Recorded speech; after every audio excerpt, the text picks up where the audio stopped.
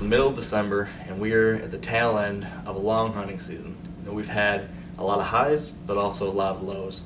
And that's what we're going to focus on today, is looking back at the past month or so at some of those incredible experiences, but also some of those devastating moments. And we've had a couple of each.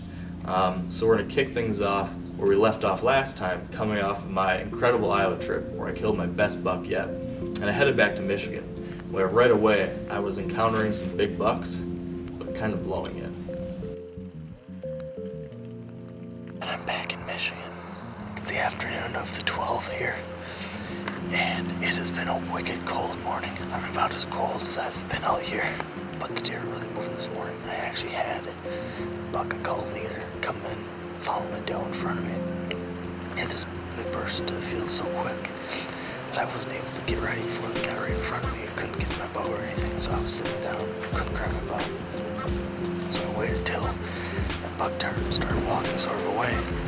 So I decided to try to grunt him in, so I grunted a couple times. He couldn't hear me. I'd go to snort wheeze. And I've got one of those grunt tubes. It's got a regular grunt chamber and then another tube that's meant for doing your snort wheeze. Well, I did my snort wheeze in the regular grunt tube.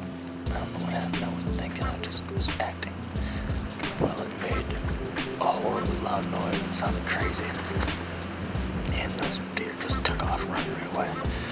So I freaking blew out big 10-pointer, scared him right out here. I don't know if I'll ever see him again. Very frustrating.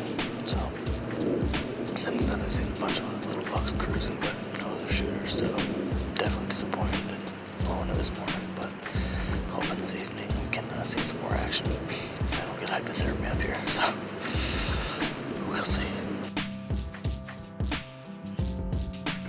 So the next day I headed back into that same tree stand because obviously there was some good action around there.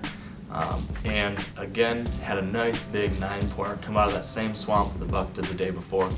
And he came cruising along the edge. I grunted a couple times, and this time he came right in, almost on a string right to me. But as big bucks do, he started circling, got downwind of me, got my wind, and blew out of there. So again, second encounter, big buck gone.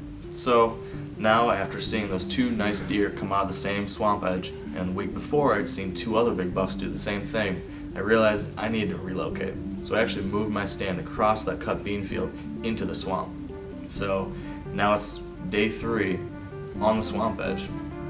Of course, as things go, I moved to that new location. Well, 9, 10 o'clock I turn around, and back at my old stand, there's a nice 8-pointer sitting underneath my tree. He ends up moving downwind of me, blows, runs out. Third big buck encounter, screwed again. So it was a frustrating way to end my bow season there in Michigan because the next day gun season opened up, and even though I was seeing some good deer, just couldn't make it happen. So a little bit depressing, but that's hunting. So while I was having those tough encounters in Michigan, Corey was having kind of similarly tough hunting, but this time he was in Ohio. And while my hunts were kind of blown by me making mistakes or kind of things going wrong, Corey's low point came with a tough decision.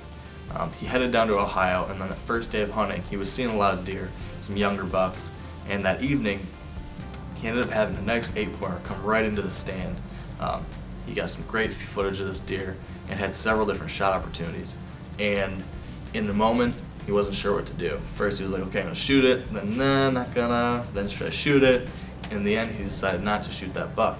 And that's the decision now, after looking at the footage again and thinking about it more, and after having a really tough few more weeks of hunting where he hasn't seen another mature buck, he's really regretting that.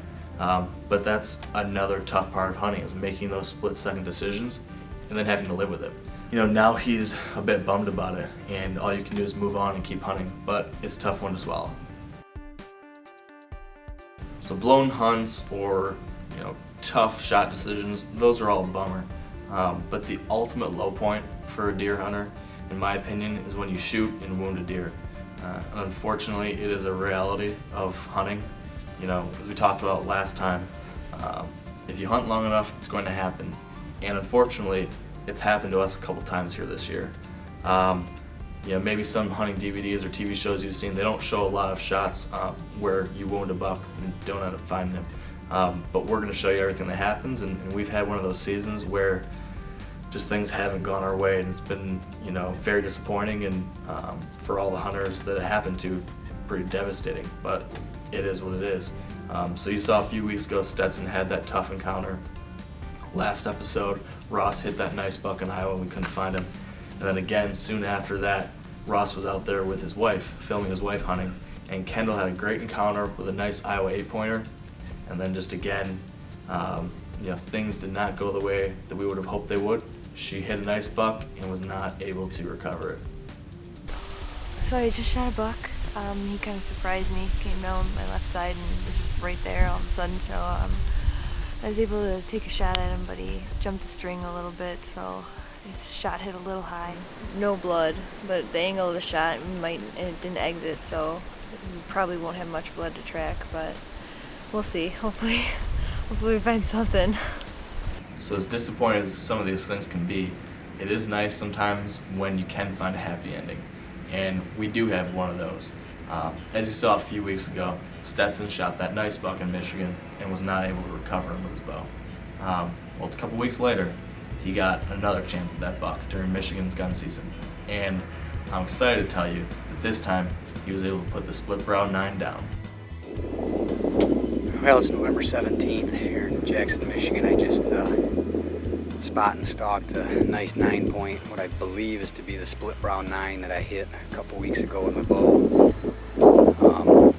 He was bedded right over here in a fence row, and I swung around the field, spotted him, got a game plan, got the wind in my favor, and snuck up over a ridge here, and he was tending 3 does, and he come walking along the woods here behind me, and well, probably 5-10 yards inside the woods, and I got a good shot on him. I was unable to get the stalk on camera, unfortunately.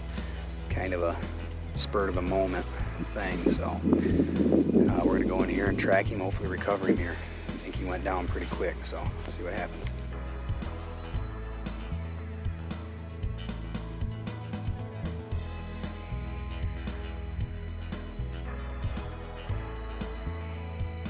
So here we are in the middle of December, and as you saw, we had some tough lows, but some great highs too.